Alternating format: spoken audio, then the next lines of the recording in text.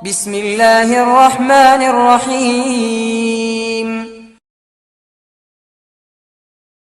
മരണനേരത്ത് ഉണരും, മരിക്കുമ്പോ ഉണരുമ്പോൾ അവൻ അതുവരെ വിയർക്കാത്ത വിയർപ്പ് എന്ന പോലെ പ്രസവത്തിന്റെ നേരത്തൊരു പെണ്ണ് ഉണരാ.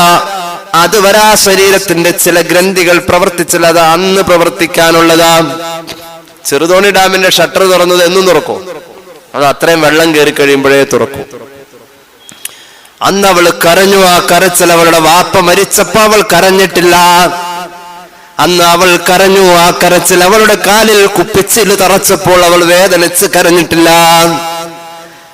അവളതാ അവളുടെ ഔറത്താരും കാണാതെ കൊണ്ടു നടന്ന അവളുടെ സ്വകാര്യത പോലും അവൾ മറന്നുകൊണ്ട് അലറിക്കരയാ. പ്രസവം നടക്ക, എന്തൊരു മാനനഷ്ടത്തിന്റെ വേദന. ശരീരം വീർപ്പ് മുട്ടുകയാ. ഈ വേദനയോടെ അവൾ മരിച്ചാൽ അടർക്കളത്തിൽ യുദ്ധം ചെയ്ത് ഷഹീദായവന്റെ പദവി എന്ന് സയ്യിദുനാ റസൂലുള്ളാഹി. മറക്കാൻ പറ്റും അങ്ങനെ ഒരാള് നമുക്ക് എല്ലാവർക്കും നിർബന്ധമായും ഉണ്ടായിട്ടില്ലേ? അള്ളാഹു ദീർഘായുസ് കൊടുക്കട്ടെ. മരണപ്പെട്ട ഉമ്മമാർക്ക് അള്ളാഹു മഗ്ഫിറത്ത് കൊടുക്കട്ടെ. എങ്ങനെ മറക്കാൻ പറ്റും? ഏത് ഖോജ രാജയായാലും അങ്ങനെ ഒരാളില്ലാതെ ഉണ്ടോ? എടോ, സ്വർഗത്തെ അള്ളാഹു നിസ്സാരപ്പെടുത്തി കളഞ്ഞു. എന്തുകൊണ്ട്? ഇവള് ചവിട്ടിയതിന്റെ പേരിൽ. എന്നാൽ ആ നിസ്സാരപ്പെടുത്തൽ ഒരു മഹത്വപ്പെടുത്തലാ. അവള് ചവിട്ടിയ സ്വർഗമാ നിനക്കുള്ളത്. നിങ്ങളിൽ ഓരോരുത്തരുടെയും സ്വർഗം തഹത അഖദാമി ഉമ്മഹാത്തിക്കും ഖാല റസൂലുള്ളാഹി. ഉമ്മ ചവിട്ടിയത് കൊണ്ട് അത് സ്വർഗമായത്. ഉമ്മ ചവിട്ടിയോടത്ത സ്വർഗമായത്. സ്വർഗത്തിന് ഉമ്മയേക്കാൾ മഹത്വമില്ല. എന്താണ് നമ്മുടെ അധ്യാപനം? അവിടെയാണ് ആദ്യത്തെ കുടുംബം സ്ഥാപിക്കപ്പെട്ടത്. അവിടെയാണ് കുടുംബം സ്ഥാപിക്കപ്പെട്ട. ഇവള് കരഞ്ഞു, വല്ലാതെ കരഞ്ഞു. അന്ന് കരഞ്ഞ ആ കണ്ണുനീരിന്റെ ഉപ്പ് അതിനു മുമ്പ് കരഞ്ഞപ്പോ ആ കണ്ണീരിന് ഉണ്ടായിട്ടില്ല. പക്ഷെ ആ കരച്ചിലിനൊരു സമാധാനം കൊടുക്കാൻ ആര് പറഞ്ഞാലാ ആ വേദനയിൽ അവൾ സമാധാനിക്ക? ആരും പറയണ്ട. വേദനിച്ച് കരഞ്ഞവൾ. അങ്ങനത്തെ ഒരു വേദന പ്രപഞ്ചത്തിൽ വേറെയില്ല. അങ്ങനത്തെ അതുല്യമായ വേദനയിൽ കരഞ്ഞവൾ. ആ കരച്ചിൽ നിർത്തിയത് വേദനിക്കാതെ കരഞ്ഞ മകളുടെ കരച്ചിൽ കേട്ടാ. അപ്പോഴാണ് അവൾ ചിരിച്ചു പോയത്. വേദനിക്കാതെ കരഞ്ഞുകൊണ്ട് പുറത്തു വന്ന ആളുടെ കരച്ചിൽ കേട്ടപ്പോഴാ വേദനിച്ച് കരഞ്ഞവളുടെ കരച്ചിൽ തീർന്നത് ചിരിയായ അത്ഭുതമേ. ആ അത്ഭുതത്തിന്റെ പേരാണ് ഉമ്മ. ആ അത്ഭുതത്തിന്റെ പേരാ ഉമ്മ. ഞാൻ ആലോചിച്ച് നോക്കേ. എന്നിട്ടോ ഖുർആൻ പറയുന്നു, വഫിസാലുഹു ഫീ ആമൈൻ. 2 കൊല്ലം അവൾ ഈ കുഞ്ഞിനെ ചേർത്ത് പിടിച്ചു. അതൊരു ചേർത്ത് പിടിക്കലാണ്. പാതിരാവിലെ 18 മണിക്കൂർ 6 മാസം വരെ പ്രായമുള്ള കുട്ടികൾ ഉറങ്ങാം. 6 മാസം വരെ പ്രായമുള്ള കുട്ടികൾ, 3 മാസം 6 മാസമൊക്കെ ഉള്ള കുട്ടികൾ 3 മാസം വരെ മസ്റ്റായിട്ടും 18 മണിക്കൂർ ഉറങ്ങിയിരിക്കും. ഈ മൂപ്പലാം എന്തിനാ കരഞ്ഞെന്നറിയോ? ഈ ജനിച്ചപ്പോ കരഞ്ഞെന്തിനാ? ആരെങ്കിലും പിച്ചിയോ, നുള്ളി പറിച്ചോ, തല്ലിയോ? ഒരു കാര്യമില്ല. എന്തിനാ ഈ കരഞ്ഞുകൊണ്ട് വന്ന്? മൂപ്പർ ഇത്രയും ദിവസം അതിൻ്റെ അകത്ത് ഇരുട്ടിലായിരുന്നു. ഇത്രയും ദിവസം ഇരുട്ടിലായിരുന്നു. പുറത്തു വന്ന് വെളിച്ചം കണ്ടു കഴിഞ്ഞപ്പോ അവസാനം റൂഹ് വന്നത് അവന്റെ കണ്ണിലാ. ആ കണ്ണ് ഏറ്റവും ഫ്രഷ് ആയിരിക്കും. അവനൊരു വെളിച്ചം കണ്ടു. ഈ കണ്ട വെളിച്ചം അവൻ ആസ്വദിച്ചു. അവൻ കണ്ണടച്ച പിടിച്ചായിരുന്നു. ആ വെളിച്ചം കാണാൻ പറ്റില്ല. വല്ലാത്ത സന്തോഷമായി വെളിച്ചം കണ്ടപ്പോ. അങ്ങനെ വന്നപ്പോ ഇനി മൂപ്പര് ആലോചിക്കണം. അന്നേരത്തെ മൂപ്പരുടെ വിവേകമുണ്ട്. ഓരോ വിവേകം ഓരോ പ്രായത്തിലുണ്ട്. ആ പ്രായത്തിൽ, ആ ജനിച്ചു വരുമ്പോഴുള്ള പ്രായത്തിലുള്ള വിവേകം, പഠിച്ചോനെ ഞാൻ ഇന്നലെ ഇപ്പൊ കുറച്ചു മുമ്പ് വരെ ഞാൻ കിടന്ന ആ ഇരുട്ടിലേക്ക് നീ തിരിച്ചു വിടുമോ എന്നൊരു വിവേകാണ് അവനാ കരയിപ്പിച്ചത്. ഇനി ഞാൻ ആ ഇരുട്ടിലേക്ക് പോണ്ട വരുമോന്ന് ഓർത്ത്. അതായത് അത്രയും പവിത്രമായ അവന്റെ ഉമ്മാടെ ഗർഭാശയത്തെ പുറത്തേക്ക് വന്നപ്പോ തന്നെ അവൻ വേണ്ടാന്ന് വെച്ചു. അതിനോടുള്ള ഒരു എന്താ പറയാ, ഒരു താല്പര്യക്കുറവ്. എന്റെ ഉമ്മാടെ ഉദരത്തിലേക്ക് ഇനി പോവേണ്ട വരും, ആ ഇരുട്ടിലേക്ക് പോവേണ്ട വരും. മനുഷ്യൻ ഇന്നൽ ഇൻസാന ലി റബ്ബിഹി ലകനൂദ്. നന്ദികേട് മനുഷ്യന്റെ പ്രകൃതം എന്ന് ഖുർആൻ. വൽഅസ്ർ ഇന്നൽ ഇൻസാന ലഫീ ഖുസ്ർ. ഏത് കാലഘട്ടത്തിലും മനുഷ്യന്റെ ബേസ് വഴി പിഴയ്ക്കൽ തന്നെ. ഇല്ലല്ലദീന ആമനു വഅമിലുസ് സാലിഹാത്ത്. മനുഷ്യന്റെ ജന്മനാലുള്ള ഈ സ്വഭാവത്തെ അമലു സ്വാലിഹാത്ത് കൊണ്ട് ഈമാൻ കൊണ്ട് നന്നാക്കാൻ പറ്റും. ആദം നബിയെ സൃഷ്ടിക്കാൻ നേരത്ത് മലക്കുകൾ പറഞ്ഞത് എന്താ? എന്തിനാണ് ഈ ഭൂമിയിലേക്ക് പ്രശ്നക്കാരനെ പറഞ്ഞയക്കുന്നത്, രക്തച്ചൊരിച്ചിലുണ്ടാക്കുന്ന ആളെ പറഞ്ഞയക്കുന്നത് എന്നാ? മനുഷ്യന്റെ ബേസ് പ്രശ്നമാണെന്ന് മലക്കിന് അറിയായിരുന്നു. അള്ളാഹു ആദം നബിയെ സൃഷ്ടിച്ചിട്ട് അറിവ് പഠിപ്പിച്ചു കൊടുത്ത ആദം നബിയെ അയലിമാക്കിയിട്ട് മലക്കുകളുടെ മുമ്പിൽ കാണിച്ചു കൊടുത്തു.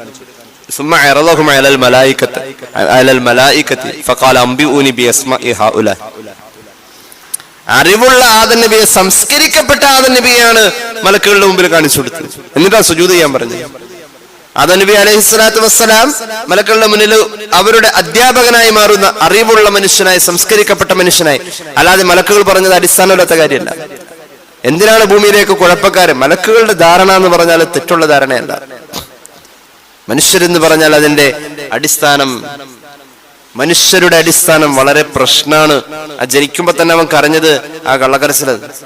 എല്ലാവരും അങ്ങനെയാണ്, അതിന്റെ പ്രകൃതം അങ്ങനെയാണ്. അങ്ങനെയാണ് മനുഷ്യൻ ഒരു പ്രശ്നക്കാരനാണ്. അടിസ്ഥാനപരമായി അവന്റെ പേര് തന്നെ ഹയവാൻ നാത്തിഖ്. ഹയവാൻ നാത്തിഖ് എന്ന് പറഞ്ഞാൽ വർത്താനം പറയുന്ന മൃഗം.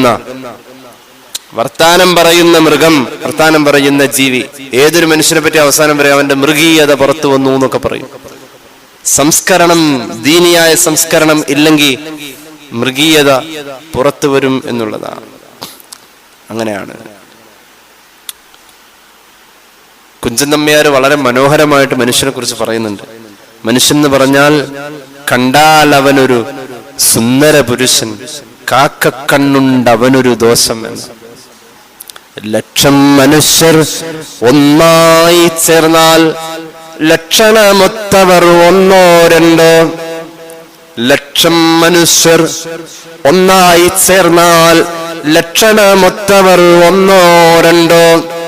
കണ്ടാൽ അവനൊരു സുന്ദര പുരുഷൻ, കാക്ക കണ്ണുണ്ടവനൊരു ദോഷം.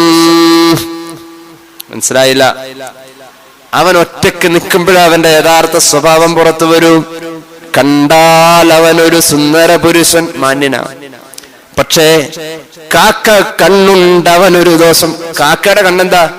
മരക്കൊമ്പിൽ ഇരുന്നിട്ട് എന്തെങ്കിലും താഴെ നിന്ന് തട്ടിപ്പറിക്കൽ. ആ കാക്ക പറന്നു കിടക്കണ കാക്ക. എല്ലാ മനുഷ്യരും പ്രശ്നമായി. ഇവൻ കരഞ്ഞത് കള്ളക്കരച്ചിലാണെന്ന് ഞാൻ പറയുന്നില്ല.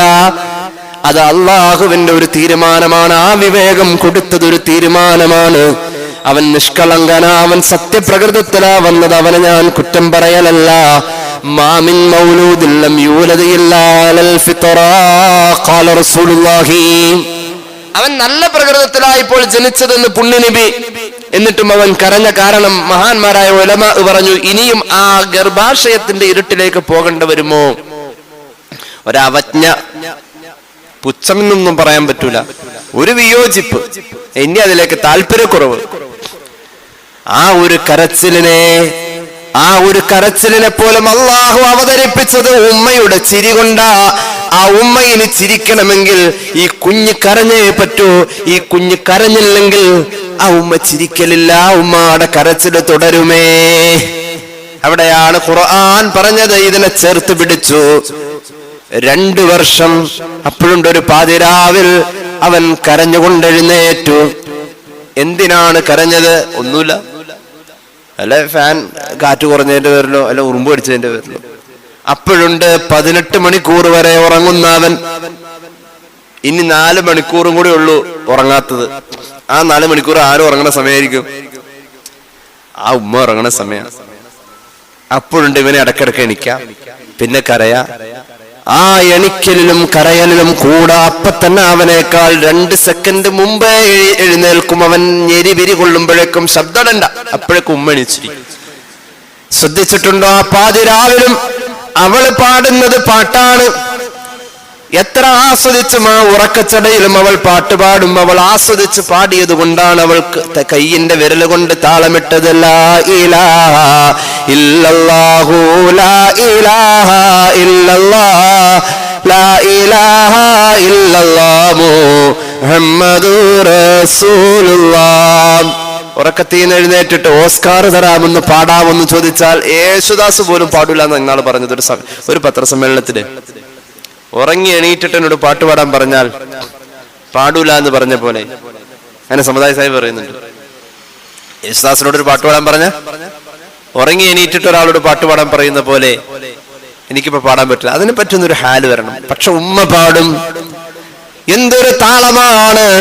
അവളുടെ വിരലുകൾ ആ പാതിരാവിൽ ഉറക്കത്തിടയിലും ആ കുഞ്ഞു ശരീരത്തിന്റെ മുകളിൽ താളമിട്ടതുപോലും അവൻ ആസ്വദിച്ചത് കൊണ്ട് ആ കൈവിരൽ താളമിട്ടത് ശല്യമാവാതെ അവൻ ആസ്വദിച്ച് ഉറങ്ങിപ്പോയത് ആ അത്ഭുതത്തിനെ നിങ്ങൾ മറക്കല്ലേ എന്ന് ഖുർആൻ ആയത്ത് തുടങ്ങിയത് ഉമ്മയെയും വാപ്പയെയും പറഞ്ഞിട്ട് പിന്നെ ഉമ്മ സഹിച്ച ത്യാഗങ്ങളാ പറഞ്ഞത്, വാപ്പ സഹിച്ചത് പറഞ്ഞിട്ടില്ല. ഞാൻ ചോദിക്കട്ടെ, ഒരു കൊച്ചിന് പാല് കൊടുത്തതിന് വളർത്തി ആ ഗർഭം മുതൽക്ക് പാല് കൊടുത്ത് വളർത്തി പാലുകുടി മാറ്റുന്ന വരെയുള്ള ഈ സമയങ്ങളിൽ ഉമ്മ ചെയ്ത പോലെ ഒരു ത്യാഗം എന്ന് പറയാൻ വാപ്പാക്ക് ഒരു ത്യാഗവും ഇല്ല. ആ ഡെലിവറി നടക്കുമ്പോ 150 രൂപയുടെ മറ്റേ പ്ലാസ്റ്റിക്കിന്റെ ഒരു ബക്കറ്റ് കിട്ടും, അത് വാങ്ങാ, 2 പുതപ്പ് വാങ്ങാ, പിന്നെ വൈകുന്നേരം ഒരു ചായയും കടിയും വാങ്ങാ, പിന്നെ മൂപ്പര് മൊബൈൽ നോക്കി കൊതുകടി ഇല്ലാത്ത കസേരയിൽ പോയി ഒന്നിരിക്കാം. ഇതൊക്കെ തന്നെയാണ് മൂപ്പരുടെ ത്യാഗങ്ങൾ. അത് ഇനി ഖുർആനിൽ പറയണോ? അത് ഖുർആനിൽ പറയാൻ പാടില്ല. അത് പറയാൻ പാടില്ല. ഉമ്മയുടെ ത്യാഗം ഒരു മോനും ഇത് കണ്ടിട്ടില്ല. എന്റെ ഉമ്മ ഇത് സഹിച്ചത് ഞാൻ കണ്ടിട്ടില്ല. എന്റെ ഉമ്മ ഇത് സഹിച്ചത് എന്റെ ഉമ്മ എന്നോട് പറഞ്ഞാൽ തീരുകയുമില്ല. അത് പറഞ്ഞ മനുഷ്യന്റെ വർത്താനത്തിൽ അവതരിപ്പിച്ച് തീരുന്നതല്ല. അപ്പൊ ഇത് ആരുടെ വർത്താനത്തിൽ പറഞ്ഞു തീർക്കണം? അള്ളാന്റെ വർത്താനമായ കലാമായ ഖുർആൻ തന്നെ ഇത് പറയണം. അത് എല്ലാ മക്കളോടും കൂടിയാണ് പറഞ്ഞത്. ഇവിടെ ആയത്ത് തുടങ്ങിയത് വസ്വൈനൽ ഇൻസാൻ, മനുഷ്യനായി പിറന്ന എല്ലാവരോടാണ്. ഇത് എല്ലാ മുസ്ലിമിനും മുസ്ലിം അല്ലാത്തവനും എല്ലാ ജീവിക്കും ഈ ആയത്ത് സംവദിച്ചുകൊണ്ടിരിക്കുക എല്ലാവരോടും. ഈ രീതിയിൽ അവതരിപ്പിക്കപ്പെട്ട ആ അത്ഭുതത്തിന്റെ പേരാണ് ഉമ്മ. ആപത്ത് വരുമ്പോ വിളിച്ചു പോകും. എന്താ വിളിക്കുക? അള്ളാന്ന് വിളിക്കുന്നതിന് മുമ്പ് ഒരു പക്ഷേ നല്ലൊരു കട്ടറിലേക്ക് ചാടി കഴിഞ്ഞാൽ ആറ്റിയുടെ പുറയിലിരിക്കുന്ന ആൾ എന്തായാലും എന്ത് ചെയ്യും? എന്റെ ഉമ്മന്ന് വിളി. എന്തേ? പേടിച്ചു പോവും. പേടിച്ച ആദ്യം ആ അഭയാണ് ഓർമ്മ വരാൻ. എവിടേക്ക് പോയി നമ്മളിപ്പോ മനസ്സ്? നമ്മൾ ഒന്നും അല്ലാതിരുന്നൊരു പ്രായമുണ്ട്. രേതസ്സു തന്നെ രക്തമോടും കലർന്നു നാദം തിരണ്ടുരവതായി നടുവിൽ കിടന്നേൻ, മാതാവുമില്ലവിടെയൊന്നു പിതാവുമില്ലൻ, താതൻ വളർത്തിയവനാണിവനിന്ന് ശംഭോ. ശ്രീനാരായണ ഗുരു പാടിയതാണ്. ഗർഭം അലക്കാണ് പാടിയത്. ബന്ധുക്കളില്ല ബലവും ധനവും നിനക്കില്ലെന്നതുകൊണ്ട് വളർന്നുഹോ വിചിത്രം, എൻ തമ്പുരാന്റെ കളിയൊക്കെയാണിതിന്നറിഞ്ഞാലെന്തൊത്തമില്ലതിന്ന് നീ അരുളുക ശംഭോ. തമ്പുരാന്റെ കളിയാണിത്. തമ്പുരാന്റെ ഇടപെട്. നമ്മളൊന്ന് സൈക്കിളിന്ന് വീണ, നമ്മളൊന്ന് കാല് തട്ടി വീണ തീർന്ന്. ഒരു കൊച്ചു എത്ര പ്രാവശ്യം വീഴുന്നുണ്ട്? വല്ല കുഴപ്പമുണ്ടോ? ഒരു കുഴപ്പമില്ല. അത് തമ്പുരാന്റെ കളിയാ. തമ്പുരാന്റെ ഒരു അത്ഭുത. കുഞ്ഞുങ്ങള് അവര് കരയുമ്പോ തന്നെ മലർന്നു കിടന്നാണ് കരയണമെങ്കിൽ ആ കണ്ണുനീരിന് സാധാരണ ഒരു കരച്ചിലിന്റെ കണ്ണീര് പോലെയല്ല, അതിന്റെ ലവണത്തിന് ഒരു പ്രത്യേകത ഉണ്ട്. കുഞ്ഞ് ശബ്ദം കരയുമ്പോ തൊണ്ട പൊട്ടിയ ഈ കരച്ചിലിലൂടെ കണ്ണിലൂടെ ഒലിച്ചിറങ്ങുന്ന കണ്ണുനീരിന്റെ ഉപ്പുരസം ഒരല്പം അവന്റെ വായിലേക്ക് എത്തുന്നുണ്ട്. കണ്ണിന് മരുന്ന് വെച്ച് ചിലപ്പോ വായിൽ ടേസ്റ്റ് വരാറുണ്ട്. നോമ്പുള്ളവര് കണ്ണിന് മരുന്ന് ഒഴിക്കണതിന് കുഴപ്പമില്ല, പക്ഷെ വായിൽ ടേസ്റ്റ് വന്ന് എന്ത് ചെയ്യണം? തുപ്പിക്കളയണം. കണ്ണിലെ കരച്ചിലിന്റെ കണ്ണുനീരിന്റെ ഉപ്പ് ഈ കുഞ്ഞിന്റെ വായിലേക്ക് എത്തിയാൽ ആ ഉപ്പ് രസം കൊണ്ട് തൊണ്ട കീറി മുറിയുന്നത് അള്ളാഹു അപ്പൊ തന്നെ അതിന്റെ മരുന്ന് വെച്ചിരിക്കുന്നത് തന്നെയാണ്. എന്തൊരു അത്ഭുതമാണ്! ഈ രീതിയിലുള്ള അത്ഭുതം എൻ തമ്പുരാന്റെ കളിയൊക്കെയാണ് ഇതിന്നറിഞ്ഞാൽ അന്തത്വമില്ലതിന് നീയരുളുക ശംഭോ. അതാണ് ജീവിതം. എന്റെ പ്രിയമുള്ളവരെ, ഇവിടെ ഉമ്മാക്കും വാപ്പാക്കും ഹിദമ ചെയ്യാൻ പറഞ്ഞു. ഇനി കേട്ടോളൂ, ഒരാളുടെ വാപ്പയും ഉമ്മയും മരിച്ചു പോയാലും ഇത് അവസാനിക്കുന്നില്ല. വാപ്പയും ഉമ്മയും മരിച്ചാലും ഇത് അവസാനിക്കുന്നില്ല.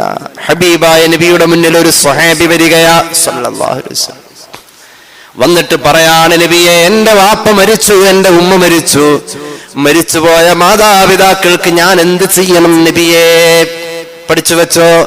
5 കാര്യങ്ങൾ ചെയ്യണം. മരണപ്പെട്ട വാപ്പാക്കും ഉമ്മാക്കും ഖബറിൽ വെളിച്ചം കിട്ടാൻ മക്കൾ ചെയ്യേണ്ട 5 കാര്യങ്ങൾ. ഒന്നാമത്തേത് അസ്സലാത്തു അലൈഹിമാ. എന്റെ വാപ്പാക്കും ഉമ്മാക്കും ഉപകാരം കിട്ടാൻ ഫിഖ് പൂർണ്ണമായ ഒരു നിസ്കാരം ഞാൻ നേരത്തെ പഠിച്ചു വെക്കണോലോ. അത് മക്കളായിട്ട് ആലോചിക്കാത്ത സ്ഥിതിയിലാണ് നമ്മളായിട്ട് അവർ അത് ആലോചിച്ച് നമ്മുടെ മക്കളെ. ഒന്നാമത്തെ കടമ നല്ലൊരു നിസ്കാരം കൊടുക്കാൻ ഇമാമാവാനുള്ള ക്വാളിറ്റി നമുക്ക് വേണം എന്ന് പറഞ്ഞാൽ മരിച്ച അപ്പൊ തന്നെ പോയി നമ്മൾ ഇമാം വെക്കണം എന്നല്ല അതിനർത്ഥം. അസ്വല എന്ന് പറഞ്ഞത് അലിഫ്ലാമുള്ള നിസ്കാരാണ്. അസ്വല, ആ നിസ്കാരം അതിൻ്റെതായ ഹക്കുകൾ പൂർത്തിയായ നിസ്കാരമായിരിക്കണം. അതുകൊണ്ടാണ് അസ്വല എന്ന് റസൂലുള്ളാഹി പറഞ്ഞത്. ആലോചിച്ചിട്ടുണ്ടോ? ആ നിസ്കാരം പലപ്പോഴും വിവരമില്ലാത്തവർക്കേറെ ആലിമിന്റെ മുമ്പില് മയ്യത്ത് നിസ്കാരത്തിന് നേതൃത്വം കൊടുക്കാറുണ്ട്. ഫത്ഹുൽ മുഈൻ വളരെ കൃത്യമായി പറഞ്ഞു, ലാ യജൂസ് ഇഖ്തിദാഉ ഉമ്മിയിൽ ലിൽഖാ, ലാ യജൂസ് ഇഖ്തിദാഉൽ ഖാരിഇ ലിൽ ഉമ്മി. ഖിറാഅത്തുൽ ഫിഖ്ഹും ഖിറാഅത്തുൽ തജ്വീദും കർമ്മത്തിൽ ഫിഖ്ഹും പൂർണ്ണമല്ലാത്ത ആളെ, അത് പൂർണ്ണമായ ആള് തുടർന്ന് നിസ്കരിച്ചാൽ നിസ്കാരം സ്വഹീഹാവല്ല, ജമാഅത്തിന്റെ കൂലി കിട്ടില്ല, അത് അനുവാദമുള്ളതല്ല. ആ ഇമാമ് നിൽക്കുന്ന ആൾക്ക് ബാക്കിൽ നിൽക്കുന്ന ആളെ വഹിക്കാനുള്ള ഒരു അറിവ് ആ നിസ്കാരത്തിൽ ഉണ്ടാവണം. അപ്പൊ ആലിമിന്റെ അക്ഷരശുദ്ധി ഇല്ലേലും തെറ്റില്ലാത്ത രീതിയിൽ ആ ഫാത്തിഹ ഉച്ചരിക്കാൻ ജീവിച്ചിരിക്കുമ്പോ പഠിച്ചു വെക്കണം. 4 തക്ബീറുള്ള സുജൂദ് പോലും ഇല്ലാത്ത വളരെ ലളിതമായ മയ്യത്ത് നിസ്കാരം ഒരാൾ ജീവിച്ചിരിക്കുമ്പോ വാപ്പാക്ക് വേണ്ടി ഉമ്മാക്ക് വേണ്ടി പഠിച്ചു വെച്ചേ പറ്റൂ. എന്തിനാണത്? മകൻ തന്നെ ചെയ്യണം. മകനോടാ റസൂലുള്ളാഹി പറയുന്നത്. മയ്യത്ത് കട്ടില് കൊണ്ടുവന്ന് വെച്ചു. 1-ാമത്തെ സഫില് ആരോ വിളിച്ചു ചോദിച്ചു, വുളു എടുത്തു കഴിഞ്ഞോ? അപ്പോൾ നിസ്കാരം തുടങ്ങാൻ വരട്ടെ, 2 പേരും കൂടി വരുന്നുണ്ട്, വുളു എടുത്ത് വരുന്നുണ്ട്. അപ്പോഴുണ്ട് മുന്നിലെ സഫിലേക്ക് ഒരു മകൻ ഇങ്ങനെ കടന്നു വരാ, ചിരിയില്ലാത്ത മുഖം. ആ ദിവസം ആ മകനിട്ടിരിക്കുന്ന ഷർട്ടിന്റെ ബട്ടൺ പോലും കൃത്യമല്ല, അതിലേക്ക് ശ്രദ്ധിക്കാൻ കഴിഞ്ഞിട്ടില്ല. ആ മകന്റെ തലമുടി ചീകി വെച്ചിട്ടില്ല, ആ കണ്ണുകൾ നിറഞ്ഞിരിക്ക. ഒരു കർച്ചീഫ് കൊണ്ട് ഒലിച്ചിറങ്ങുന്ന കണ്ണുനീരിന്റെ തുള്ളികൾ പതുക്കെ തുടച്ചു കളയുന്നു, വിയർത്തൊലിക്കുന്നുണ്ട്. കടന്നു വരികയാ. വാപ്പയുടെ മയ്യത്തിന്റെ മുന്നിൽ വന്നു നിൽക്കുന്നു, ഉമ്മയുടെ മയ്യത്തിന്റെ മുമ്പിൽ വന്നു നിൽക്കുന്നു. കൈ കെട്ടിയിട്ടുണ്ടല്ലോ. 3-ാമത്തെ തക്ബീർ കഴിയുമ്പോ ഒരു ദുആ ഉണ്ട്, അല്ലാഹുമ്മ ഗഫിർ ലഹു, അല്ലാഹുവേ എന്റെ വാപ്പാക്ക് നീ പൊറുക്കണേ അല്ലാ. ഒരു നല്ല വസ്ത്രം എന്റെ വാപ്പ വാങ്ങി ധരിച്ചിട്ടില്ല. എന്റെ വാപ്പ ഒരു വിറക് വെട്ടുകാരനായിരുന്നു. കിലോമീറ്ററുകളോളം സൈക്കിളിൽ പല ഭാരമുള്ള സാധനങ്ങളും ചുമന്നു നടന്ന ആളാണ്. ചുമട്ട് തൊഴിലാളിയാ. പലപ്പോഴും പട്ടിണി കിടന്ന വയറിലേക്ക് മുണ്ട് മുറുക്കി ഉടുത്തതാണ്. എന്നിട്ടും ഞങ്ങളെ പഠിപ്പിച്ചു, നല്ല നിലയിലാക്കി. ഞങ്ങൾ ഇന്ന് നല്ല സ്ഥിതിയിലാ ഞങ്ങളുടെ വാപ്പ ജീവിച്ചത്. കട്ടൻ ചായ കഴിച്ചാണെങ്കിൽ റബ്ബേ, ഞങ്ങൾ കഴിക്കുന്നതും കുടിക്കുന്നതും വളരെ ആർഭാടപൂരിതമായ ഭക്ഷണങ്ങളാണ്. അല്ലാഹുവേ എന്റെ വാപ്പ കൊണ്ട വെയിലാണല്ലോ ഞാൻ ഇന്ന് കൊള്ളുന്ന തണല്. എന്റെ വാപ്പാക്ക് ചെയ്തു കൊടുക്കാൻ ഇനി ഒന്നുമില്ല അല്ലാഹ്. ഒരു കീറിയ തളപ്പായയിൽ വളഞ്ഞുകൂടി കിടന്ന മനുഷ്യൻ സുബഹിക്ക് മുമ്പ് എഴുന്നേറ്റുകൊണ്ട് അള്ളാഹുവിന്റെ മുന്നിൽ സാഷ്ടാംഗം സമർപ്പിച്ച സുബഹി നിസ്കാരം കഴിഞ്ഞിട്ട് ആദ്യം ദുആ ചെയ്തതും എന്റെ മക്കളെ നന്നാക്കണേ എന്നായിരിക്കുമല്ലോ അല്ലാഹ്. എന്റെ വാപ്പാക്ക് ഞാൻ യാത്ര പറയട്ടെ അല്ലാഹ്, അല്ലാഹുമ്മ ഗഫിർ ലഹു, എന്റെ വാപ്പാക്ക് പൊറുക്കണേ അല്ലാഹ്. ഇത് പറയാൻ ഒരു മകൻ നേരത്തെ തയ്യാറായി നിൽക്കണം. അന്ന് ആ മകന്റെ കണ്ണ് പൊടിയണം. അതിനു വേണ്ടി ആത്മാർത്ഥമായി ആ മയ്യത്ത് നിസ്കാരത്തിന്റെ ദുആന്റെ അർത്ഥമൊക്കെ ഒരു മകൻ പഠിച്ചു വെക്കണം. സാന്ദർഭികമായി പറയാം, പെൺമക്കളെ മയ്യത്ത് നിസ്കരിക്കാൻ, ഹാദിറായ മയ്യത്ത് നിസ്കരിക്കാൻ നിങ്ങൾ നിൽക്കണ്ട. ആ മയ്യത്ത് മറവിയാൻ പോണോടത്തേക്ക് പോയിക്കോട്ടെ. മയ്യത്ത് നിസ്കാരം പെണ്ണ് നിസ്കരിച്ചു എന്നോർത്ത് പ്രശ്നങ്ങളൊന്നും ഉണ്ടായിട്ടല്ല. അത് കേരളത്തിലെ ജമാഅത്തെ ഇസ്ലാമി സഹോദരന്മാരാണ് വല്ലാതെ പ്രോത്സാഹിപ്പിച്ച് രംഗത്തേക്ക് കൊണ്ടുവന്നു. അതില് പെണ്ണിന് ഫർദ് കിഫയല്ല എന്നുള്ളൂ, പെണ്ണ് നിസ്കരിച്ച കൂലിയൊക്കെ ഉള്ളതാ. നിങ്ങൾ ദോഹർ നിസ്കരിക്കുമ്പോഴോ അല്ലെങ്കിൽ ഇശാ നിസ്കരിക്കുമ്പോഴൊക്കെ ആ മരണപ്പെട്ടു പോയവർക്ക് വേണ്ടിയിട്ട് എന്നും മയ്യത്ത് നിസ്കരിച്ചു. ഇന്ന് ഞാൻ മയ്യത്ത് നിസ്കരിക്കൽ സ്വഹീഹായിട്ടുള്ള എല്ലാവർക്കും വേണ്ടി ഞാൻ മയ്യത്ത് നിസ്കരിക്കുന്നു എന്ന് നിയ്യത്ത് ചെയ്ത് എല്ലാ ദിവസവും ഇശാ കഴിഞ്ഞ് മയ്യത്ത് നിസ്കാരം കഴിഞ്ഞിട്ടാണ് മഹാനായ CH ഹൈദറൂസ് മുസ്ലിയാർ റളിയല്ലാഹു അൻഹു പള്ളിയിൽ നിന്ന് വീട്ടിലേക്ക് പോയത്. എല്ലാവർക്കും നിസ്കരിക്കാതെ. എങ്ങനെയാ? ഇശാ നിസ്കാരം കഴിഞ്ഞിട്ട് ഒരു മയ്യത്ത് നിസ്കാരം. എങ്ങനെ? അത് ഇശാ കഴിഞ്ഞ് വേണമെന്നില്ല. ഇന്ന് ഞാൻ എത്രയോ പാവങ്ങളാ ഫലസ്തീനിൽ ഓരോ ദിവസവും മരിച്ചു വീഴുന്നുണ്ട്. നമുക്ക് മയ്യത്ത് നിസ്കരിക്കണ്ടേ? ഇന്ന് ഞാൻ മയ്യത്ത് നിസ്കരിച്ചാൽ സ്വഹീഹാകുന്ന എല്ലാ മയ്യത്തുകൾക്കും അല്ലാഹു തആലാക്ക് വേണ്ടി ഞാൻ മയ്യത്ത് നിസ്കരിക്കുന്നു. അല്ലാഹു അക്ബർ. എല്ലാവർക്കും ചെയ്യാം. മയ്യത്ത് നിസ്കാരം ആണുങ്ങളെ ഏൽപ്പിച്ചിട്ടുള്ള കാര്യമാണത്. ഒരു മയ്യത്ത് എടുക്കുന്നിടത്ത് ഒരു കലഹം, ഒരു മയ്യത്ത് എടുക്കുന്നിടത്ത് ഒരു ഇഖ്തിലാത്ത്, പെണ്ണ് മയ്യത്ത് നിസ്കരിക്കുന്നതിന്റെ പേരിൽ വന്നുകൂടുന്നു എന്നൊരു സാഹചര്യം ഉണ്ടെങ്കിൽ അവിടെ മയ്യത്ത് നിസ്കാരത്തിന്റെ ഹക്ക് പൂർത്തീകരിക്കാൻ പെണ്ണുങ്ങള് നിസ്കരിക്കുന്നിടത്ത് സാധിക്കുന്നില്ലെങ്കിൽ, ഉദാഹരണം എല്ലാവരും നിസ്കരിക്കുന്നു, ഞാൻ നിസ്കരിച്ചില്ല, അവർക്ക് എന്നോട് എന്തെങ്കിലും വിരോധം തോന്നുന്നു, അല്ലെങ്കിൽ തന്നെ എന്നെ കാണാൻ പാടില്ല, അന്നാണെങ്കിൽ നിസ്കരിക്കാനും പാടില്ലാത്ത ദിവസമാണ് ആ സഹോദരിക്ക്, എല്ലാവരും ഒന്ന് ബോധിപ്പിക്കണമല്ലോ എന്നോർത്ത് ഒരു പക്ഷേ നിർബന്ധിത സാഹചര്യത്തിൽ വഴക്ക് മാറ്റാൻ, പിണങ്ങാതിരിക്കാൻ ചിലരോട് ചിലത് പറഞ്ഞാൽ മനസ്സിലാവൂല, ചിലരോട് ചിലത് പറഞ്ഞാൽ മനസ്സിലാവൂല. നിങ്ങൾക്ക് ഉറക്കം വരുന്നുണ്ടെങ്കിൽ ഞാൻ ഒരു കാര്യം പറയാം. ഉറക്കം വരുന്നുണ്ട്, അതുകൊണ്ട് ഞാൻ പറയാം. നെഹ്റു ഇന്ത്യയുടെ പ്രധാനമന്ത്രിയായിട്ട് ആദ്യം സന്ദർശിച്ചത് ഒരു ഭ്രാന്താലയാണ്. നിങ്ങൾ കേട്ടിട്ടുണ്ടോ? എല്ലാവരും പലയിടത്തും സന്ദർശിക്കുന്നുണ്ട്. നെഹ്റു ആദ്യം സന്ദർശിച്ചത് ഒരു ഭ്രാന്താലയ. അവിടെ ചെന്നപ്പോ ഗേറ്റ് കടന്നു വന്നപ്പോ തന്നെ ആദ്യം ഒരു ഭ്രാന്തൻ, വലിയ കുഴപ്പമൊന്നുമില്ല, അയാൾ ചോദിച്ചു ആരാ എവിടുന്ന വന്നെന്ന് ചോദിച്ചു. അപ്പൊ പറഞ്ഞു ഞാൻ ഡൽഹിയിൽ നിന്നാ വരുന്നത്, ഞാൻ പണ്ഡിറ്റ് ജവഹർലാൽ നെഹ്റു ആണ് എന്ന് പറഞ്ഞ ഇന്ത്യയുടെ പ്രഥമ പ്രധാനമന്ത്രിയാണ്. അപ്പൊ അയാള് വായ പൊത്തിയിട്ട് ഒരൊറ്റ ചിരി, സാരല്ല വേഞ്ചല്, 2 ആഴ്ച ഗുളിക കഴിച്ചാൽ അത് മാറിക്കോളും, 2 ആഴ്ച ഗുളിക കഴിച്ചാൽ മാറും. ഞാനിവിടെ വരുമ്പോ അമേരിക്കയുടെ പ്രസിഡന്റാന്ന് പറഞ്ഞുകൊണ്ടുവന്ന ആളാ, അതുകൊണ്ട് അമേരിക്ക ആയതുകൊണ്ട് 1 മാസം കഴിക്കേണ്ടി വന്നു, ഇത് 2 ആഴ്ച കഴിച്ചാൽ മാറിക്കോളൂ എന്ന് പറഞ്ഞ് നെഹ്റുവിനെ പറഞ്ഞയച്ചു. അങ്ങനെ ഉസ്താദ്മാര് പറഞ്ഞൊരു കഥ കേട്ടിട്ടുണ്ട്. ചില ആൾക്കാരോട് എന്തോരം പറഞ്ഞാലും മനസ്സിലാവില്ല. ഇന്ന് ശുദ്ധിയില്ല എന്ന് പറഞ്ഞ് തർക്കിച്ചോ സ്ഥാപിച്ചോ ആ മയ്യത്ത് നിസ്കാരത്തിൽ നിന്ന് ഒഴിഞ്ഞു മാറാൻ ചില പെണ്ണുങ്ങൾക്ക് പറ്റിയെന്ന് വരില്ല. അപ്പൊ ഒരു പക്ഷേ ഞാൻ ഏതായാലും അതിലേക്ക് കൂടുതൽ വരുന്നില്ല. മയ്യത്ത് നിസ്കാരം മഹ്ദിയായ നഫീസത്തുൽ മിസ്രിയ റളിയല്ലാഹു അൻഹ, ഇമാമുന ശാഫിഈ റളിയല്ലാഹു അൻഹുവിന്റെ മയ്യത്ത് നിസ്കാരത്തിന് മഹ്ദി അവர்கள் പങ്കെടുത്തതായൊക്കെ ചരിത്രത്തിൽ കാണുന്നുണ്ട്. അതുകൊണ്ട് പെണ്ണ് നിസ്കരിക്കേണ്ടെന്നൊന്നും പറയുന്നില്ല. നിസ്കരിക്കുന്നത് ഒരു ആഘോഷമാക്കേണ്ട കാര്യമൊന്നുമില്ല. കാരണം മുബത്തദിഈങ്ങൾ പെണ്ണിനെ വല്ലാതെ നിസ്കരിപ്പിക്കാനുള്ളതായ രംഗങ്ങൾ സൃഷ്ടിച്ചു കൊടുത്ത് പെണ്ണിനൊരു ജമാഅത്ത് നിസ്കാരത്തെ അവർ സ്ഥാപിക്കാൻ ശ്രമിച്ചു കൊടുത്ത് അവർ വിജയിച്ച ഒരു തന്ത്രത്തിൽ ഒരു മസ്അലയുടെ പഴുത് കണ്ടുകൊണ്ട് നമ്മൾ അതിൽ സുന്നത്ത് ജമാഅത്തിനെ പാഴാക്കാൻ നിൽക്കണ്ട എന്ന് മാത്രമേ അതിനെക്കുറിച്ച് പറയാനുള്ളൂ. കൂടുതൽ കാരണം അത് നമ്മുടെ സുന്നത്ത് ജമാഅത്തിന്റെ പണ്ഡിതന്മാരിൽ തന്നെ 2-3 രീതിയിൽ ആ വിഷയത്തിൽ നിലപാടുകൾ പറഞ്ഞവരുണ്ട്. അതിലേക്ക് ഞാൻ കൂടുതൽ കടന്നു വരുന്നില്ല. ഏതായാലും ഒരു നാട്ടിൽ നടക്കുന്നതിൽ അച്ചടക്കം നഷ്ടപ്പെടാത്ത രീതിയിൽ തന്നെ അതിൻ്റെതായ മസ്ലഹത്തിൽ തുടരാ എന്ന് മാത്രമേ അതേക്കുറിച്ച് എനിക്ക് പറയാൻ കഴിയൂ. ഏതായാലും നമ്മുടെ ജീവിതത്തിൽ മാതാപിതാക്കൾ കുടുംബത്തിലെ ഏറ്റവും പ്രധാന കണ്ണികൾ തന്നെയാണ്, ഏറ്റവും പ്രധാന ഘടകമാണ്. 5 വഖത്ത് നിസ്കാരം നമുക്ക് നിർബന്ധ.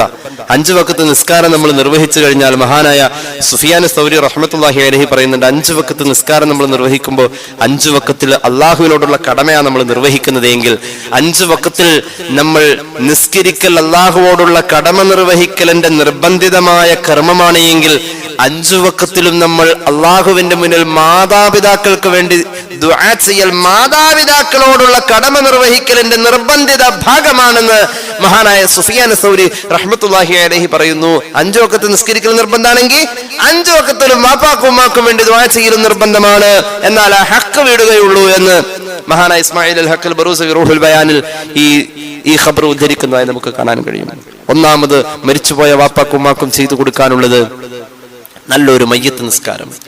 രണ്ടാമത് പറഞ്ഞു വല്ലിസ്തിഗ്ഫാറു ലഹുമാ, രണ്ടുപേർക്കും ഖബറിൽ ഗുണം കിട്ടുന്ന കാര്യങ്ങൾ, രണ്ടുപേരുടെയും ഖബറിലേക്ക് പ്രതിഫലമായി എത്തുന്ന മഗ്ഫിറത്തിന്റെ പദവി കിട്ടുന്ന കാര്യങ്ങൾ, സദഖ കൊടുക്കുന്ന അവസരം ഖദ് സുന്നാ, മാതാപിതാക്കൾക്കെന്ന് കരുതൽ നന്നാ, അതിനുള്ള പ്രതിഫലം അവരിലേക്കെത്തുന്നതാ, ഇവനുള്ളതോ കുറയാതെയും ലഭിക്കുന്നതാ. ഒരു വീട്ടിൽ അതിഥി വന്നു, വേണ്ട ഉസ്താദിന് ചെലവുണ്ട്, ഇന്ന് നമ്മുടെ വീട്ടിലാ ഇന്നത്തെ ചെലവ്.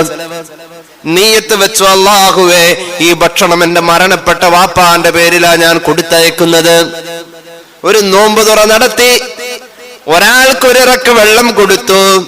എന്തിനേറെ എന്റെ പ്രിയപ്പെട്ട സഹോദരി, ഡൈനിങ് ടേബിളിന്റെ മുകളിൽ ഇരിക്കുന്ന ഭക്ഷണം നീ വിളമ്പി കൊടുക്കുമ്പോൾ ബിസ്മി ചൊല്ലിക്കോ, അള്ളാഹുവെ, ഞങ്ങളിൽ നിന്ന് മരിച്ചുപോയവർക്ക് ഞാൻ ഈ വിളമ്പി കൊടുക്കുന്നത് തിന്നുന്നത് എന്റെ കുടുംബക്കാരാണെങ്കിലും ഇതിന്റെ കൂലി സ്വതക്കയുടെ കൂലിയാ. എന്റെ വാപ്പാക്ക് കിട്ടണം, എന്റെ ഉമ്മാക്ക് കിട്ടണം. സഅദ് ബിൻ ഉബാദ വന്നുകൊണ്ട് റസൂലുള്ളാഹിയോട് പറഞ്ഞല്ലോ സല്ലല്ലാഹു അലൈഹി വസല്ലം. ഇമാം അബൂ ദാവൂദിന്റെ സുനനിൽ ഹദീസ് കാണാം, നബിയേ, സഅദിന്റെ ഉമ്മ മരണപ്പെട്ടു നബിയേ. അതുകൊണ്ട് ഫഅയ്യു സദഖത്തിൻ അഫ്ളലു, ഞാൻ ഏത് സദഖ ചെയ്യണമെന്ന് ചോദിച്ചപ്പോ എന്റെ ഉമ്മാക്ക് ഏറ്റവും കൂടുതൽ ഗുണം കിട്ടുന്ന സദഖ റസൂലുള്ളാഹി പറഞ്ഞു സഖയുൽ മാ, ഉമ്മാന്റെ പേരിൽ വെള്ളം ദാനം ചെയ്യുമോനെ. മഹാനവറുകൾ പോയി ഒരു കിണർ കുഴിച്ചു, എന്നിട്ട് പ്രഖ്യാപിച്ചു ഹാദാ ലി ഉമ്മി സഅദ്, സഅദിന്റെ ഉമ്മാന്റെ പേരിലായി കിണറ്. ചില ആൾക്കാർ പറയാറുണ്ട് മരിച്ചു കഴിഞ്ഞാൽ മരിച്ചു പിന്നെ ഒന്നുമില്ലാന്നാ പറയണത്. മരിച്ചു കഴിഞ്ഞാൽ മരിച്ചു പിന്നെ ഒന്നുമില്ല എന്ന് പറയുന്നവരുണ്ട്. അങ്ങനെ പറയുന്നവരുണ്ട്. ഇവിടെ ഇല്ലാന്ന് തോന്നുന്നു. പതിയാശ്ശേരിൽ അതുണ്ടാവാൻ സാധ്യത കുറവാണ്. വേറെ പലയിടങ്ങളിലും ഉണ്ട്. മരിച്ചാ മരിച്ചു അവിടെ തീർന്നു, മരിച്ചാ മരിച്ചു പിന്നെ അവിടെ തീർന്നു. അങ്ങനെ പിന്നെ ഇപ്പൊ നമ്മുടെ പറമ്പിലൊരു കന്നുകാലി ചത്തു, അതിനെ കുഴിച്ചിട്ടു. ഒരു പെരിച്ചാഴി ചത്ത് വീണു, അതിനെ കുഴിച്ചിട്ടു. എന്താ ഇതിപ്പോ മാറ്റമുള്ളത്? അതാണ് ഒരു ഇസ്ലാമിക അധ്യാപനം. അതാണ് അള്ളാഹുവെ, എന്തെല്ലാം സംസ്കാരങ്ങളും പരിഷ്കാരങ്ങളും മനുഷ്യരുടെ ഇടയിലേക്ക് കടന്നു വരാൻ. മരിച്ചുപോയ വാപ്പാക്കുമ്മാക്കും ജീവിച്ചിരിക്കുന്ന മക്കൾ ചെയ്യേണ്ട രണ്ടാമത്തെ കാര്യം അവർക്ക് വേണ്ടി പൊറുക്കൽ തേടാ, അല്ലെങ്കിൽ അവർക്ക് മഗ്ഫിറത്തിന്റെ പദവി കിട്ടാനുള്ള ദാനധർമ്മങ്ങൾ പോലെയുള്ളത് വാപ്പാടും ഉമ്മാടും പേരിൽ ചെയ്തുകൊണ്ടിരിക്കാം. മൂന്നാമത്തേത് ഇൻഫാദു അഖദിഹിമാ, വാപ്പ പറഞ്ഞു വെച്ചത് പൂർത്തീകരിക്കാം. എന്റെ വാപ്പ പറഞ്ഞതാണ് 2 സെന്റ് സ്ഥലം, വാപ്പ മരിച്ചു, പോയി. ഇനി വാപ്പ പറഞ്ഞു വാപ്പായിൽ നിന്ന് മേടിച്ചോ, അത് വേറെ അല്ല. വാപ്പ പറഞ്ഞത് പൂർത്തീകരിക്കാം. മൂന്നാമത്തെ കടമ, ഖബറിൽ കിടക്കുന്ന വാപ്പക്ക് സന്തോഷം കിട്ടും. നാലാമത്തേത് ഫസിലത്തുർ റഹിമില്ലദീ തൂസലു ഇല്ലാ ബിഹിമാ, വാപ്പയും ഉമ്മയും മരിച്ചാലും അവരുടെ കൂട്ടുകുടുംബക്കാരെ ഇടക്കിടക്ക് സന്ദർശിക്കണം. അവരുമായുള്ള ബന്ധം വാപ്പ നിലനിർത്തിയതുപോലെ നിലനിർത്തണം. അങ്ങനെയുണ്ട്. ഒരു വാപ്പ മരിക്കുന്നതിന്റെ 3 കൊല്ലം മുമ്പ് വാപ്പ നല്ല ധർമ്മിഷ്ഠനായിരുന്നു, നല്ലോണം ദാനം ചെയ്യുന്ന ആള്. വാപ്പ മരിക്കുന്നതിന്റെ 3 കൊല്ലം മുമ്പ് 2 മക്കളെയും വിളിച്ചിട്ട് 3 കൊല്ലം മുമ്പുള്ള ദാനധർമ്മം റമദാനിലും മറ്റുമൊക്കെ ചെയ്യുന്നത് ലിസ്റ്റ് മക്കളെ കൊണ്ടിരിക്കും, എന്നിട്ട് മക്കളെ കൊണ്ട് കുടിപ്പിക്കും. 3 കൊല്ലം മക്കളെ ചെയ്തു. ഇപ്പൊ 4ാമത്തെ കൊല്ലം ഇപ്പൊ മക്കൾ തന്നെ ചെയ്യണത്. വാപ്പ കൊടുത്തത് ഏതൊക്കെയാന്ന് അന്വേഷിച്ച് പിടിച്ച് ചെയ്തുകൊണ്ടിരിക്കുക. അതിന്റെ ന്യായമത്തെ അവർക്ക് കൂടിക്കൊണ്ടിരിക്കുക. വാപ്പയുടെ കുടുംബ ബന്ധങ്ങളെ നിലനിർത്തണം. വാപ്പയുടെ ഉമ്മയുടെ കുടുംബ ബന്ധങ്ങൾ അവരുടെ മരണശേഷം. ഇനി കേട്ടോളൂ, 5ാമത് പറഞ്ഞു ഇക്റാമു സദീഖിഹിമാ, വാപ്പയും ഉമ്മയും നല്ല ബന്ധം സ്ഥാപിച്ചിരുന്ന സൗഹൃദങ്ങളെ നമ്മൾ ബഹുമാനിക്കണം. മഹാനായ സ്വഹാബി പ്രമുഖൻ ഇബ്നു ഉമർ റളിയല്ലാഹു അൻഹു ഒരാളെ ഒരു ജംഗ്ഷനിൽ കണ്ടപ്പോ എഴുന്നേറ്റ് നിന്ന സ്വഹീഹ് മുസ്ലിമിലുണ്ട്. ഉമർ ഇബ്നുൽ ഖത്താബ് റളിയല്ലാഹു അൻഹുവിന്റെ സുഹൃത്തിന്റെ മകനായിരുന്നു. അപ്പോൾ പിതാവ് ബന്ധം സ്ഥാപിച്ചിരുന്ന സുഹൃത്തിന്റെ മകനെ ബഹുമാനിച്ചു. എന്തുകൊണ്ട്? പിതാവിന്റെ സുഹൃത്തിനെ ബഹുമാനിക്കുന്നത്, അതെന്റെ പിതാവിനെ ബഹുമാനിക്കുന്നത് സയ്യിദന ഇബ്നു ഉമർ റളിയല്ലാഹു അൻഹു. അപ്പൊ അങ്ങനെയാണ് ആ ബന്ധങ്ങൾ സ്ഥാപിക്കണം. ഏതായാലും നമ്മുടെ കുടുംബത്തിന്റെ അകത്ത് മാതാപിതാക്കളോടുള്ള ബന്ധങ്ങളിൽ നിന്നാണ് കുടുംബത്തിന്റെ ഏറ്റവും മനോഹരമായ ആ സ്വർഗം നമുക്ക് പടുത്തുയർത്താൻ കഴിയാം. എന്തൊക്കെ ചെയ്തു കൊടുത്താലും എന്റെ പ്രിയമുള്ളവരെ കടപ്പാട് തീരൂല. ഒരു സ്വഹാബി വന്നുകൊണ്ട് പറയാണ് റസൂലുള്ളാഹിയുടെ അടുത്ത് സല്ലല്ലാഹു അലൈഹി വസല്ലം, നബിയേ, എന്റെ ഉമ്മയെ കുറിച്ച് ഞാൻ പറയാൻ വന്നു. ഹറുമത്ത്, ഒരുപാട് പ്രായമുണ്ട് ഉമ്മാക്ക്. ഉമ്മാക്ക് വേണ്ടി വെള്ളം കുടിക്കാനും ഭക്ഷണം കഴിക്കാനും ഞാൻ എന്റെ കൈകൊണ്ട് വാരി വെച്ചു കൊടുക്കുന്നു, ഞാൻ കുടിപ്പിക്കുന്നു. ഉമ്മാക്ക് നിസ്കാരമുണ്ട്, ഉളൂ ചെയ്യുന്ന നേരമാകുമ്പോൾ ഞാൻ ഉളൂ എടുപ്പിക്കുന്നു. ഉമ്മാടെ ശരീരത്തിൽ കഴുകി വൃത്തിയാക്കേണ്ടത് മുഴുവൻ ഞാൻ തന്നെ വൃത്തിയാക്കുന്നു. ഞാൻ ജോലിക്ക് പോകുമ്പോ ഒരു കുട്ടയിൽ എന്റെ ഉമ്മയെ വെച്ച് തലയിൽ ചുമന്നു കൊണ്ടുപോകുന്നു. വീട്ടിലിട്ടിട്ട് പോകാൻ എനിക്ക് കഴിയൂല നബിയെ. ഞാൻ പോകുമ്പോൾ എന്റെ ഉമ്മയെ ഞാൻ ഒരു കുട്ടയിൽ വെച്ചുകൊണ്ട് ചുമന്നു കൊണ്ടുപോകുന്നു, എന്റെ ചുമലിൽ വെച്ച് ചുമന്നു കൊണ്ടുപോകുന്നു. സന്തോഷം കൊണ്ട് വന്ന് ചോദിക്ക, ഇത്രയൊക്കെ ചെയ്യുന്നുണ്ട്, എനിക്ക് സന്തോഷ നബിയെ. മാതാപിതാക്കൾക്ക് ഗുണം ചെയ്യാ എന്ന അമലിന്റെ കൂലി എനിക്ക് കിട്ടോ നബിയെ? ഫഹൽ ജാസൈതുഹാ ഹഖഹാ, ഒരു മകൻ എന്ന നിലയിൽ ഞാൻ എന്റെ ഉമ്മാക്ക് ചെയ്തു കൊടുക്കുന്ന ഹക്ക് ഇത് പൂർണ്ണമായ ഹക്കാണ് നബിയേ. അള്ളാഹുവിന്റെ ഹബീബ് പറഞ്ഞു, ലാ ലാ വലാ വാഹിദം മിമ്മി ആ, 100-ൽ ഒരംശം പോലും നീ ഉമ്മയോടുള്ള ഹക്ക് വീട്ടിയിട്ടില്ലെന്ന് പുണ്യ നബി സല്ലല്ലാഹു അലൈഹി വസല്ലം. വലിമ യാ റസൂലല്ലാഹ്, എന്താ നബിയെ കാരണം? അതിന്റെ കാരണം എന്താ? അള്ളാന്റെ ഹബീബ് പറഞ്ഞു, നിനക്ക് ദുർബലമായ ഒരു അവസ്ഥ ഉണ്ടായപ്പോ നിന്റെ ഉമ്മ നിന്നെ വളർത്തിയത് നീ കണ്ണെത്താ ദൂരം വളർന്ന് ജീവിച്ച് ദീർഘായുസ്സിൽ കഴിയണം എന്ന നെയ്യത്തിലായിരുന്നു. നിന്റെ ദുർബല നേരത്ത് നിന്റെ ഉമ്മ നിന്നെ സംരക്ഷിച്ചത്. ഉമ്മ ദുർബലമായപ്പോൾ നീ ഉമ്മയെ സംരക്ഷിക്കുന്നത് ഉമ്മ മരിക്കാനായി എന്ന ഒരു ചിന്ത എപ്പോഴോ നിന്റെ ഉള്ളിലുണ്ട്. നിന്റെ ദീർഘായുസ് ചിന്തിച്ചുകൊണ്ട് നിന്റെ ദുർബല കാലത്ത് നിന്നെ ഉമ്മ സംരക്ഷിച്ചു. ഉമ്മയുടെ മരണം മുന്നിൽ കണ്ടുകൊണ്ട നീ ഉമ്മയെ മരിക്കുന്നവരെ സംരക്ഷിക്കാൻ നീ തയ്യാറായത്. അതുകൊണ്ട് ഇത് രണ്ടാണെന്ന് പുണ്യ നബി സല്ലല്ലാഹു അലൈഹി വസല്ലം. എന്നാലും വിഷമിക്കേണ്ടവാൻ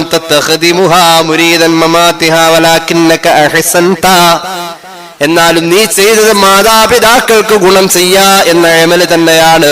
വല്ലാഹു യുസീബുക അലൽ ഖലീലി അൽ കസീർ, കുറഞ്ഞതിന് കൂലി കൊടുക്കുമ്പോൾ അള്ളാഹു കൂലി കൊടുക്കുന്നത് ഇരട്ടി എന്ന നിലയിൽ നീ വിജയിച്ചു മോനെ. സയ്യിദുനാ റസൂലുള്ളാഹി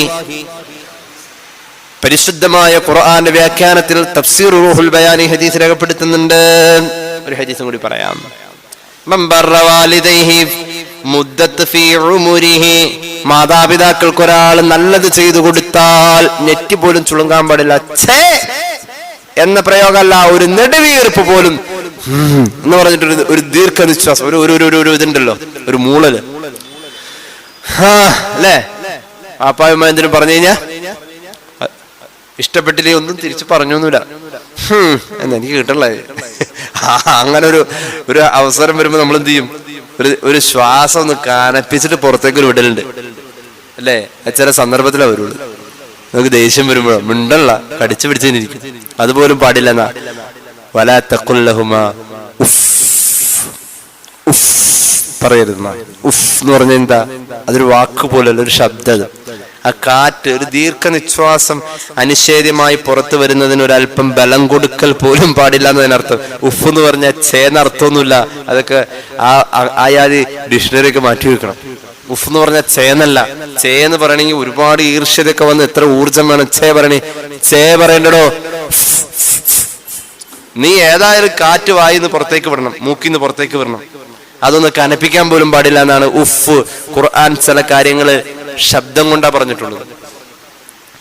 ചിലത് അക്ഷരങ്ങൾ കൊണ്ടോ വാക്കുകൾ കൊണ്ടോ വ്യാഖ്യാനിക്കുന്ന ഗ്രന്ഥമല്ല ഖുർആൻ. ഖുർആൻ എന്നത് ചില സമയത്ത് ശബ്ദം അതിൽപ്പെട്ട ഒന്നാണിത്.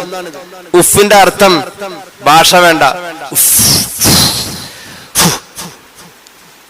എന്നൊക്കെ അല്ലെ, എന്തോ ഒരു പുറത്തേക്ക് നമ്മൾ ഏതായാലും കളയുന്ന ആ നിശ്വാസ വായുവിൽ കനപ്പിക്കല്ലേ എന്നതാണ്.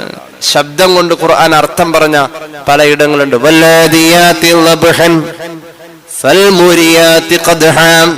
കിതച്ചോടുന്ന കുതിരയെ തന്നെ സത്യം എന്നുണ്ട്.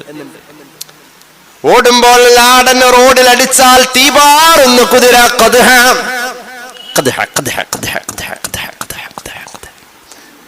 കിതച്ചോടുന്ന കുതിര.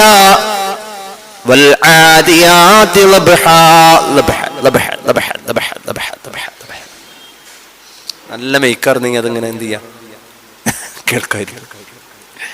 അങ്ങനെയാണ് കിതച്ചോടുന്ന കുതിര, ശബ്ദമാണത്. ലാടനടിച്ചോടുമ്പോ തീ പാറുന്ന കുതിര. ഖുർആന്റെ ശബ്ദം. Did you read? വായിച്ചോ? Yes, but I didn't understand the complete part of the Quran because the Quran is the sentence of the God. Maulana Abul Kalam Azad നെഹ്റുവിനോട് പറഞ്ഞതാ, ഇത് അള്ളാഹുവിന്റെ സെന്റൻസാ. അള്ളാഹുവിന്റെ സെന്റൻസിന് അള്ളാഹ് കൊടുക്കുന്ന ഒരു അർത്ഥമുണ്ട്. അത് മനുഷ്യന്റെ ഭാഷ കൊണ്ട്, മനുഷ്യന്റെ ഭാഷയിലെ വാഗ്വിലാസം കൊണ്ട്, മനുഷ്യ ഭാഷയിലെ നൈപുണ്യം കൊണ്ട് അള്ളാന്റെ ഭാഷയെ വ്യാഖ്യാനിക്കാൻ കഴിയില്ല. വലൗ ജിഅ്നാ ബിമിത്ലിഹി മദദാ, അനന്തവിശാലമായ സമുദ്രത്തെ മുഴുവനും കൊണ്ടുവന്നാൽ മഷിയായി ഉപയോഗിച്ചാൽ, ഭൂമിയിൽ നാമ്പെടുത്ത സർവ്വ ചെടികളും മരക്കുറ്റികളും പേനയായി ഉപയോഗിച്ച് ഖുർആൻ വ്യാഖ്യാനിക്കാൻ തുനിഞ്ഞാൽ ലനഫിദൽ ബഹർ, സമുദ്രം വറ്റല്ലാതെ ഖുർആന്റെ വ്യാഖ്യാനം തീരൂല. അത്ര വലിയ അർത്ഥവിശാലതയുള്ള പരിശുദ്ധ ഖുർആൻ പറഞ്ഞു, നിശ്വാസവായു പോലും നീ കനപ്പിച്ച് നിന്റെ ഉമ്മയോടും വാപ്പയോടും ശകാര പ്രകടനം അരുതേ എന്ന് പരിശുദ്ധ ഖുർആൻ. മാതാപിതാക്കൾക്കൊരു മകൾ ഖിദ്മ ചെയ്താൽ മുദിദത്ത് ഫീ ഉമുരിഹി, അവന് ദീർഘായുസ്സുണ്ടെന്ന് പുണ്യ നബി സല്ലല്ലാഹു അലൈഹി വസല്ലം തബറാനി രേഖപ്പെടുത്തിയിട്ടുണ്ട്. മാതാപിതാക്കൾക്കൊരു മകനോ മകളോ ഖിദ്മ ചെയ്താൽ, ശ്രദ്ധിച്ചിട്ടുണ്ടോ, ആ വാപ്പയെ നോക്കിയ മകനും മകൾക്കും ആയുസ്സിൽ വർധനമുണ്ടെന്ന് സയ്യിദുനാ റസൂലുള്ളാഹി. ദീർഘായുസ്സുണ്ടാകുമ്പോ അതിനർത്ഥം നമുക്കും പ്രായമാകുമെന്ന. അപ്പൊ നമ്മളെ നോക്കാൻ ആര് വേണം? വയുഹബു ലഹു വലദൻ യബുറുഹു, നിനക്കും പ്രായമാകുമ്പോൾ നിനക്ക് ഖിദ്മ ചെയ്യാൻ അള്ളാഹു ഒരു മകനെ ഒരു മകളെ നിന്റെ വാർദ്ധക്യത്തിലേക്ക് ഒരുക്കും എന്ന് സയ്യിദുനാ റസൂലുള്ളാഹി. ഒരു ഹദീസ് പറഞ്ഞാൽ അതിന് മഫ്ഹൂമാ സാധാരണ ഉള്ളത്, അതിനൊരു ഓപ്പോസിറ്റ് അർത്ഥം ഉണ്ടാവുമല്ലോ, അതിനാ മഫ്ഹൂം എന്ന് പറയാം. സാധാരണ ഹദീസിൽ അങ്ങനെ മഫ്ഹൂം പ്രത്യേകം പറയലില്ല. മൻ കാന യുഅ്മിനു ബില്ലാഹി വൽ യൗമിൽ ആഖിരി ഫൽയുക്രിം ദൈഫ, അല്ലാഹുവിലും അന്ത്യദിനത്തിലും വിശ്വസിക്കുന്ന ഈമാനുള്ളവൻ വിരുന്നുകാരെ ബഹുമാനിക്കണമെന്ന് പുണ്യ നബി സല്ലല്ലാഹു അലൈഹി വസല്ലം. അതിന്റെ മഫ്ഹൂം എന്താ? വിരുന്നുകാരെ ബഹുമാനിക്കാത്തവൻ ഈമാനില്ലാത്തവനാ. അത് പറയേണ്ടതില്ല. അതാ ഹദീസിന്റെ മഫ്ഹൂം മഅനയാണ്. അത് മഹാന്മാരായ അയിമ്മത്ത്, മഹാന്മാരായ മുജ്തഹിദ് മുത്തലഖുകളായ ഇമാമിയങ്ങൾ ആ മഫ്ഹൂം മഅനയെ മസലക്ക് വേണ്ടിയിട്ട് ഇങ്ങനെ എടുക്കലുണ്ട്. എല്ലാ ഹദീസിലും മഫ്ഹൂം മഅന ഉണ്ടാവും. ഈ ഹദീസിൽ മഫ്ഹൂമായിട്ടല്ല ഉള്ളത്, അത് നേരെ പച്ചന റസൂൽ തന്നെ അങ്ങോട്ട് പറഞ്ഞു. ഈ ഹദീസിലെ മഫ്ഹൂം എല്ലാം മഅലൂമാണ്. എങ്ങനെയാണ്? മൻ ബർറ വാലിദൈഹി, മാതാപിതാക്കൾക്ക് ഗുണം ചെയ്താൽ ആയുസ്സിൽ വർധനവുണ്ട്, വാർദ്ധക്യത്തിൽ നമുക്ക് മക്കൾ ഖിദ്മക്കുണ്ട്. അതിന്റെ മഫ്ഹൂം ഇനി പറയണ്ട, റസൂൽ തന്നെ നേരെ വ്യക്തമായിട്ട് എന്നോട് പറഞ്ഞു. ആരെങ്കിലും മന്നാഖ വാലിദൈഹി, മാതാപിതാക്കളെ വിഷമിപ്പിച്ചു കഴിഞ്ഞാൽ ഖുസിറത്ത് ഫീ ഉമുരിഹി, അവന്റെ ആയുസ് ചുരുങ്ങും എന്ന് ഖാല റസൂലുള്ളാഹി. മഫ്ഹൂം തേടിപ്പോണ്ട, അത് റസൂൽ തന്നെ പച്ചന പറഞ്ഞു. കാരണം വിഷയം അത്ര ഇമ്പോർട്ടന്റ് ആണ്. എല്ലാ വീട്ടിലും മാതാപിതാക്കളോടുള്ള പെരുമാറ്റത്തിൽ എന്തൊക്കെയോ സ്പെല്ലിംഗ് മിസ്റ്റേക്ക് മണക്കുന്നുണ്ട്, അതൊന്ന് പരിഹരിക്കണം. ഈ വാക്കുകൾ അള്ളാഹു അതിന് ഉപകാരമാക്കി തരട്ടെ. ആയുസ് ചുരുങ്ങുമ്പോ ആ കുറഞ്ഞ കാലത്ത് നിന്റെ ജീവിതത്തിൽ അസ്വസ്ഥതയായി ഒരു മകനോ അല്ലെങ്കിൽ മകളോ രൂപപ്പെടും. അവർ നിന്നെ ശല്യം ചെയ്തുകൊണ്ടിരിക്കുമെന്ന് പുണ്യ നബി സല്ലല്ലാഹു അലൈഹി വസല്ലം.